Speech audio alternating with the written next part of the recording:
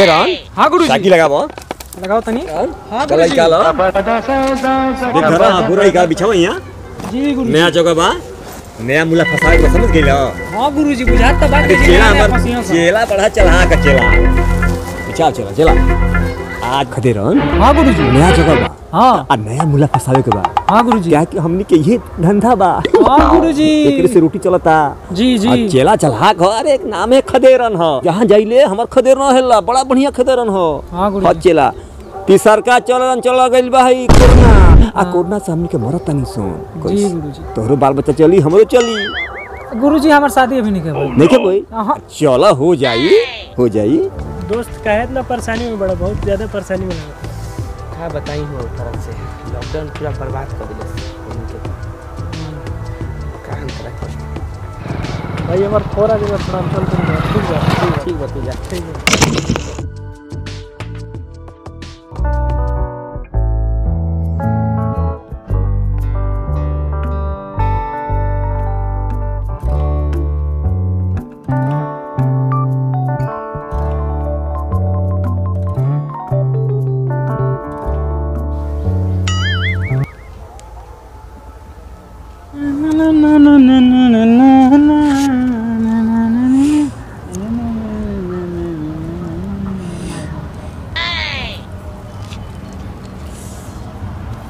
काहे परेशान बड़ा भाई तू के अरे मने परेशान देखनी हो तो पूछे आ गई हो। तू जा बैठा अपने एगो दिमाग टेंशन में हमर घुमाता आउट टेंशन तू मत जा। हम तहार परेशानी समझ सकत है।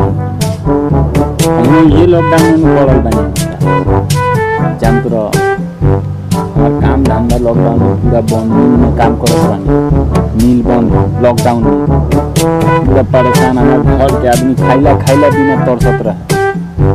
दो दिन भूखे सुतल बानी जा। हमार तो छोड़ दा हमार लड़का बच्चा सुतल बाड़ सन ये ना हमनी के दिन गुजर बा। लेकिन जंत्र का आज हमनी के बड़ा सुखी शांति से बानी जा। एकर कारण की है बहुत महान प्रतापी वो बाबा बना उनका लगे काहे न कचा। अरे सब महाराज जानता पूछत रहा कहाँ बैठन पूरा गांव के लोग उनकरा के पूजा करेला। हिमाचल से आइल बाना पहाड़ पर तपस्या करत रहन एक टांग पर खड़ा होके। अच्छा हां उनका लगे तहार पूरा दुख के निवारण कर दी। तू एक बार उनका से मिला तो माने के बनवा देख ले पर। अरे बन में अकेले अपने चेला के संग तू एक बार जा उनका से। ठीक बा भिखारी भाई जब तू कहत रहा ना तो जा तो नहीं आज बाबा से मिल के आवे हम। हां एक बार मिल।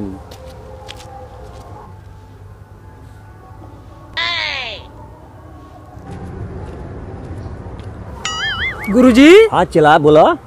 बुझाता एगो मुर्गा हलाल होके आवता। अच्छा आवता मुर्गा के ऊपर ले नीचे ले छिल देवे के तैयार बनी गुरुजी एकदम चला। अरे बैठा बच्चा बैठो का कष्ट बा तुहार। देखी ना 2 साल से बड़ा हम परेशान बन गए। परेशान दरो रोका भाई पतराई का ले दो। अच्छा नाम तो पड़ी धतिंग ओ ठीक बा। बड़ा रंगीन नाम बा गुरुजी जी चला।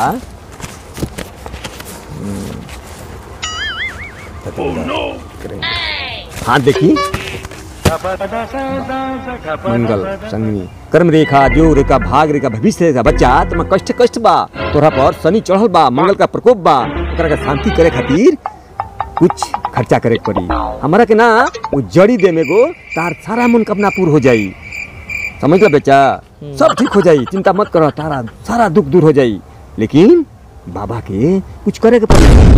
ऐसे हमारा निखे लेवे के काहे कि तार पर शनि चढ़ल बा तार पर मंगल का ग्रह बा। समझ गया बच्चा। हाँ तो कुछ बाबा के मन से खुश करके दे दा खुश कर दा तार खुश हो जी गुरुजी। हाँ बड़ा टेंशन में लेके बा ना टेंशन में कर सारा दूर हो जाई शादी भी हो जाई बच्चा भी हो जाई घर भी हो जाई। जीतर बच्चा जीतर जोड़वा का बाबा ना जोड़वा ना एक होई। अरे बच्चा बाबा बहुत गरीब हम बानी। अरे गरीब बड़े तो हम भी बाबा के 10 रुपया खा देता रहो। आजकल दुनिया बदल गई बा। अच्छा रखी फिर फेर होई कब तो दे हम रखे तारा पास नहीं के बड़ा गरीब बन बाबा अरे शनि के ग्रह कति 10 रुपया हम दे ले तो कैसे काम चले बच्चा हां बच्चा तेरा बाल मंगर के 11 बार पानी में और मंगर के 11 दिन डुबा के पी लो ले लिया ना ले लिया मत आ सुनो जा पीछे मत देखियो सीधा निकल जाइए आगे जा बेटा जा चल जा गुरुजी हाँ चला रौड़ा त अपन धोतिया के बतिया लेनी ह अच्छा हमरा के एगो अंडरवियरो के ना बतियानी ह कैसे अरे ये अंदर के बात बा अरे गुरुजी इतना ना लगन खाता नहीं कि महीना में 2 गो फट जाता गैस के मारे 2 गो फट जाता हाँ तब ठीक हो जाए चिंता मत करो अरे चेला हम तो बिना अंडर के रहिले का बात कर अभी खड़िया नु नामे के भिखारी बा लेकिन देखो लॉकडाउन में सब के होके गाड़ फटल बा आ उ कितना बोन ठन के घुमता का राजबारी तो चल ओकरे से पता कर लिया चल चल चल चल क्या हो अरे तोहरे राज बा अरे का भाई का बात खास बा अरे अरे कोनो बात नहीं अरे बैठो लो आगे बैठो लो यार महाराज बैठो का राज बा यार तोहर तो दिन पर दिन परिवर्तन होता हमनी के घंटा कुछ हिलते नहीं थे अरे ऐसा कोनो बात नहीं थी अच्छा हमरा पति बाबा के नाम मने बाबा के चरण में जहिया से हम गइल बानी नु अच्छा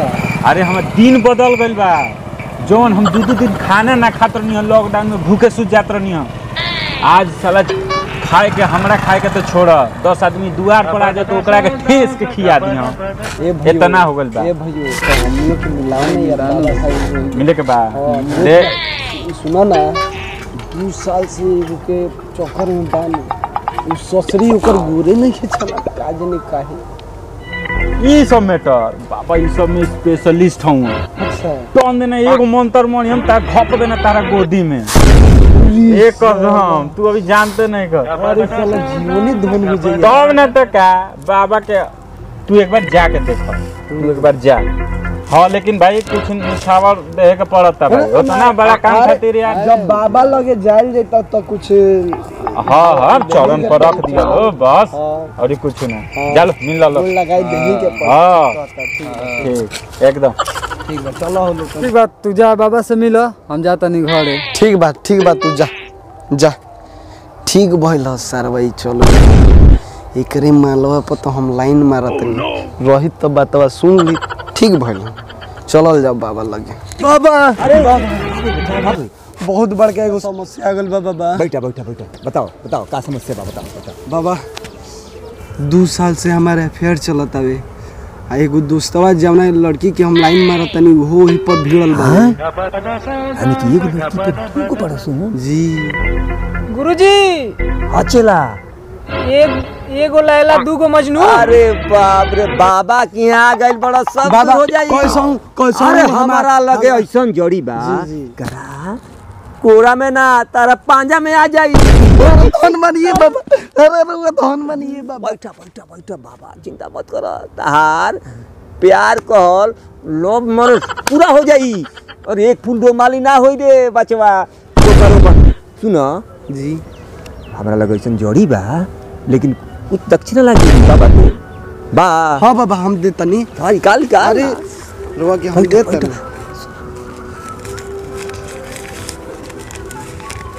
ली बाबा अरे अरे इतना से ना होइए बच्चा ई का हो इतना से ना होई अरे और दो ई कल अरे बच्चा बाबा प्यार के मामला बा अरे प्यार के मामला बा कभी हम कहता नहीं दोनों जना मिल जाई बोलो चिमा चिमी करबो लो अरे रे बाप रे बाप अरे तू तो कहिए ना हां बाबा ना बोलो बाबा ऐसे करेला ना तो हमार भंडा फूट जाई पैसा बाबा ली चला हाँ गुरुजी बाबा पीछे दाबी गुरुजी देखो देखो रे ना गुरुजी दाबी पीछे ये लेकिन है जड़ी ला जी अरे जा चला काम तो हो गई हाँ बच्चा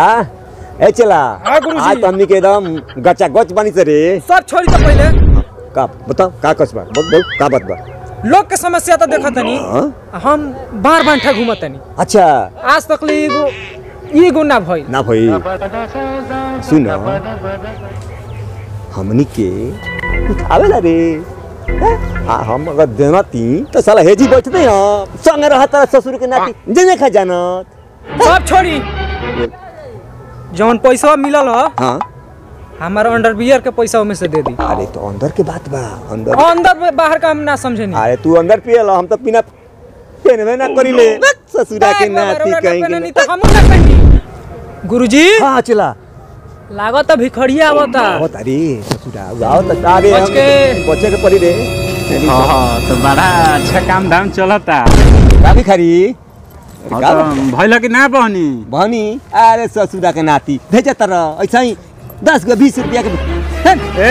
हम नहीं कि जान जितना पार्टनरशिप के बात भरे पूरा उमाल ले कहां गुटावत रहो अरे पैसा दो हमार पैसा कैसे रे रोको रोको पैसा कैसे कितना पैसा लेबो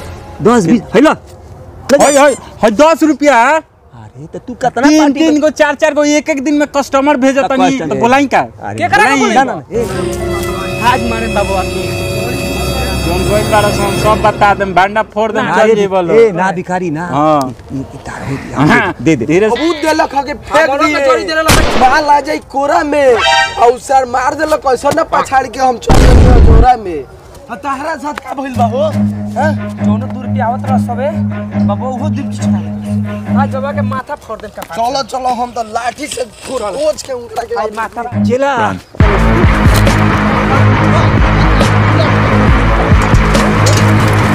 बड़ी ठगले बानी हमनी के ओके थोड़ा थोड़ा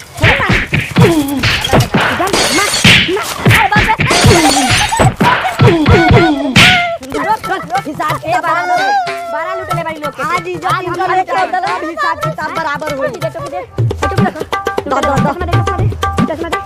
यार लोग लुटले बारी के अरे क्या करते ना ना अरे कहां सब लोग भाई 12 लुटले बारी लोग से आज ठीक हो छोड़ तेरा अब ना करे भाग जाता नहीं तो साथ जगह के बात से आ गलो तई आवा सारा ये हुई